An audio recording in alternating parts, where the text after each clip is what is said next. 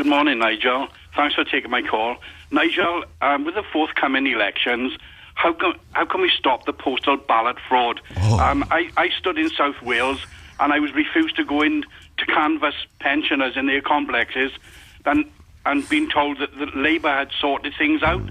How can we sort out the postal ballot fraud? How big a problem is this, Mr. Farage? I am so pleased, Jeff, that you asked me that question. It is abhorrent. Tony Blair changed the law in 2000.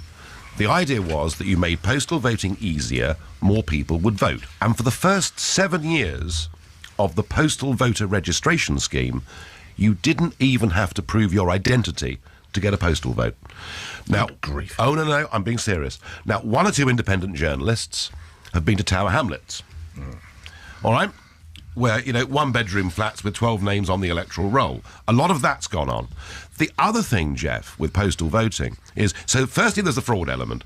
Secondly, there's the element where by-elections in particular can be reduced to nonsenses. I'll give you an example.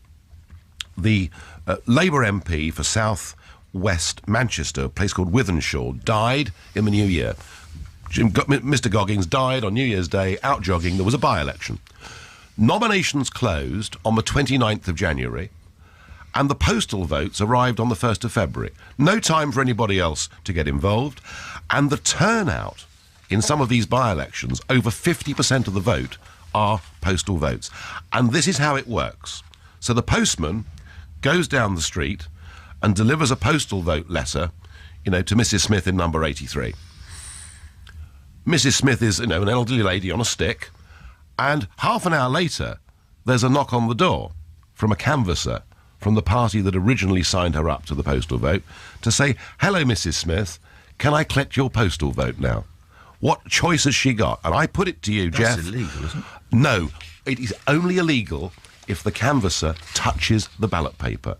But if the 6'4" canvasser stands over Mrs. Smith and makes sure she fills in her postal vote, that is not illegal. And so we've now got to a position where, frankly, postal voting is leading not just to fraud, but to intimidation. And Jeff, one of my campaigns, I want the entire postal voting system scrapped, and I want to go back... Well, hang on, what about elderly I want to go back to the concept. I want to go back to the concept that you get a postal vote if you're in the army, you work overseas, or you're elderly, or you're infirm. Let's go back to postal voting being genuinely what it was for, not now the mass abuse that we've got. All right? And that's one of the things, Jeff, I feel very strongly about. The Electoral Commission, who've been in place now for 14 years, have utterly failed in every job. Jeff, Could I just say something? Response. Go on, Jeff.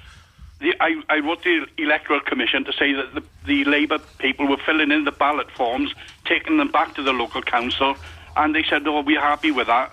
And I thought, how can they say that?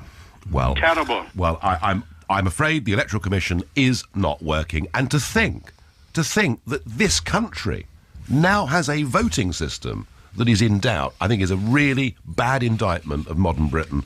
Let's make it better.